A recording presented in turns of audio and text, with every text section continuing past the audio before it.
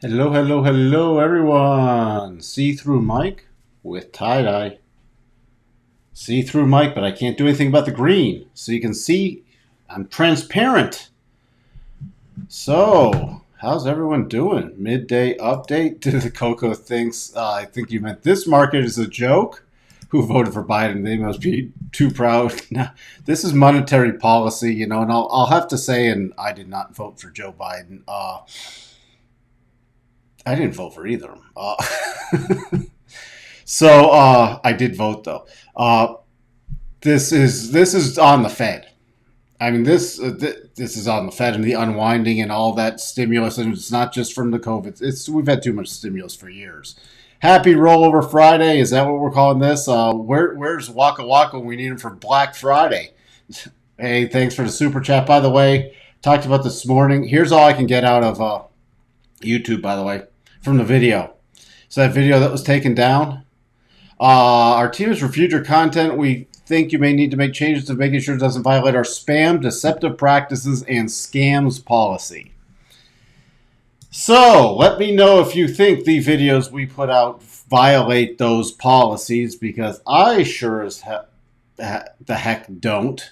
But somebody at YouTube does. S&P sinks 20% from January high, set that in a bear market. So now I'm really preparing for the bounce, because it's just like when the NASDAQ entered the bear market. Well, as soon as that headline hit, we got the bounce. And I'm not just talking today, although I would not be surprised with these momentum bars to see some short covering going into the close. Well, Tesla's really dragging down stuff today. Tesla with down, what's Tesla down? 10.14%. Tesla's just getting slaughtered, sitting at the end of this channel, actually sitting against the 50%.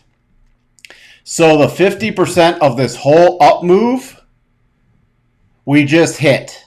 We're sitting at virtually right now. The 50% from the lows of 19 to the highs of November.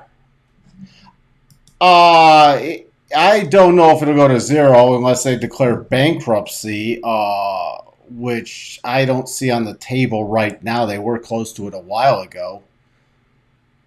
So that's where we sit right now. So right now it's at a very critical juncture. I'm watching overall in the markets. There's going to be some probably short covering going into the close. We got those momentum bars. Remember, don't stand in front of momentum bars. Don't stand in front of momentum bars. Once we had the little break at the open, hitting that double, bouncing back, breaking. I got cautious here, but then this, you just got to go with that trade. And remember, watch the 5 all the way down. We haven't even gotten on the 15-minute. Look at this. Not even reconnecting with the rotation zone. They are just selling the crap out of this thing today. So keep that in mind. This is just getting blistered. So hello, looks like the algo is spot on. Tesla 420 by the end of the year. Would not be surprised to see it below 500 before then. Even before then. Elon Musk will lose his reputation. Would not be surprised when that happens either. But it would be interesting to see if I'll buy you a horse takes them down. So what I'm cautiousing, there's very, very low liquidity. We're getting this. The selling pressure isn't that extreme yet, and it's just moving this market. There's literally very little bid. There is very little bid. So that's what I'm saying, and do not be surprised if we get the sudden snapback little bounce into the close, especially with people who don't want to hold this, or people flattening out with OpEx over the weekend.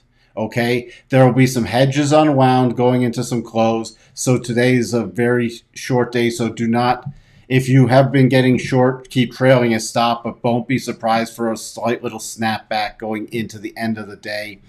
What are the next levels?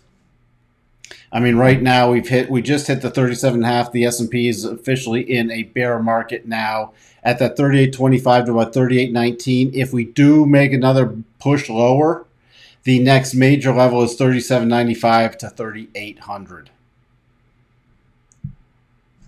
Oh, if that would be if. I don't know if we can do that today with this afternoon left unless we get something in. But with this liquidity, I mean, you see, all right, this is a 4-hour bar. This is brutal. I mean, just from this 4-hour bar, over 3% in one 4-hour period.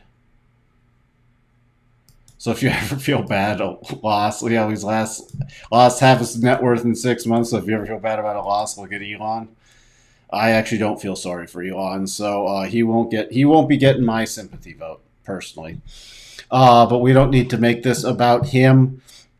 So the bear flag breakdown did transpire. By the way, the longer term, just for the point of completeness, it's nowhere near triggering, but this is not off the table yet. I will let you know if it comes off the table. It's not off the table in the S&P. It's not off the table in the NASDAQ yet. The NASDAQ also just with blistering selling. Can see here 5-minute, just running the 5-minute rotation zone down, nowhere into the 15-minute. So that's what I'm watching right now. If we do have a snapback with a reconnect first, and the first snapback move for a reconnect with the 15-minute rotation zone on both the S&P and the Dow and the NASDAQ. Dow also pretty major selling. Next key cluster, if we do push lower, is 11,456. I guess if it went into full crash mode, it would be 11,222, but I'm watching this 11,456. I did not give the next lower cluster. Sorry, that's the NASDAQ, 11,456. The Dow is, the next minor is 3521. And the Dow, in the selling on the Dow, you can see it just walking the 5-minute rotation zone down. So the same thing on any snapback rally in this level. Keep changing. So just put an 8 EMA on a 15-minute chart on yours. And if we get that snapback rally this afternoon, that's where my first target will be. What else do we have? Crude with the selling actually holding up halfway decent, but nothing going on in crude. Actually, the metals now versus the other day are holding up very decent with the selling pressure. Silver's pulling back a little, but gold's holding up very decent. The notes, after coming back down a chested channel, I'm watching to see if it can reconnect with about this 120.11. Yesterday's high, 120.10 to 120.11. And this really favors the at least the medium-term bottom being put into place with a potential rally back into more of the weekly rotation zone. Dollar index bouncing a little today, but not much going on with that. VIX back above the 62.5. So if we close here, this gets so interesting.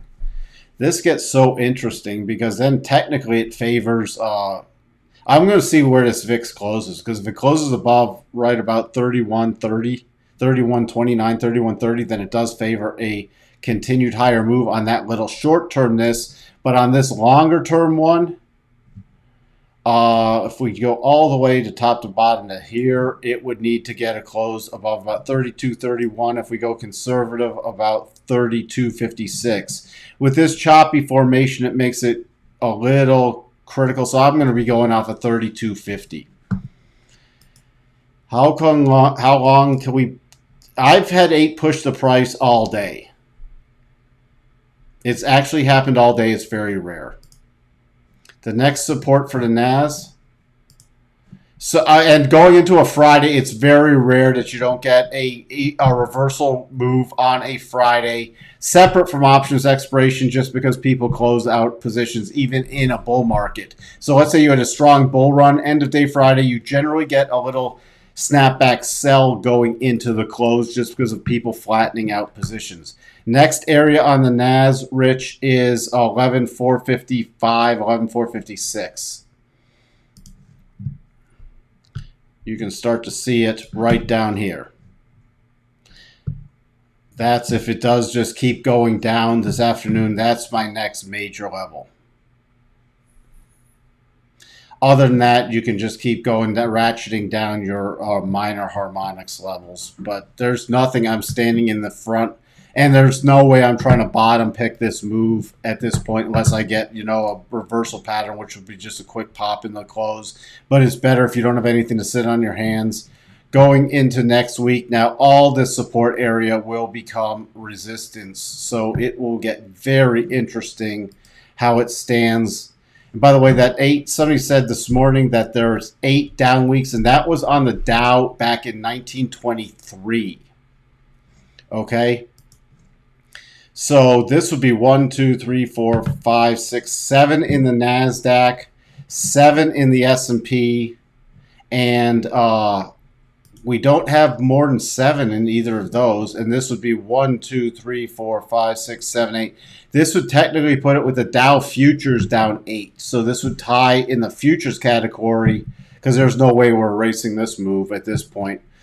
This would tie the longest losing streak. Now, this is based off the Dow futures, not the Dow cash. So just keep that in mind. Because the Dow cash is, let's see, 1, 2, 3, 4, 5, 6, 7 weeks. This was pretty much flat, but the futures did go lower. Just wanted to be an update. Don't try to be a hero. I am expecting a little snap at the end with short covering. Whether they can get it back to 38.50 for that pin will be seen. Don't be surprised, and this is just brutal selling. So don't just try to call bottoms without, and I wouldn't even bother. I'd just take the rest of the day off unless you have to do something.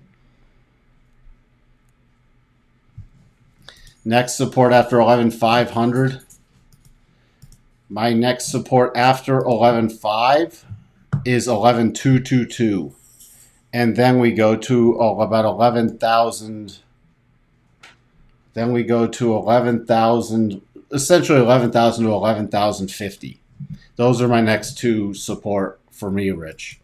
All right, just wanted to give an update. Don't be heroic again. And again, please come back, leave some comments if you have some time. Thanks for the extra comments this morning. I'm trying to deal with YouTube, and I'm trying to get these in better circulation. So, and if you think this channel is spam, deceptive practices, and scams policy, let me know via the comments. With that, I will talk to everyone later. Just be safe trading the rest of the day. Talk to everyone.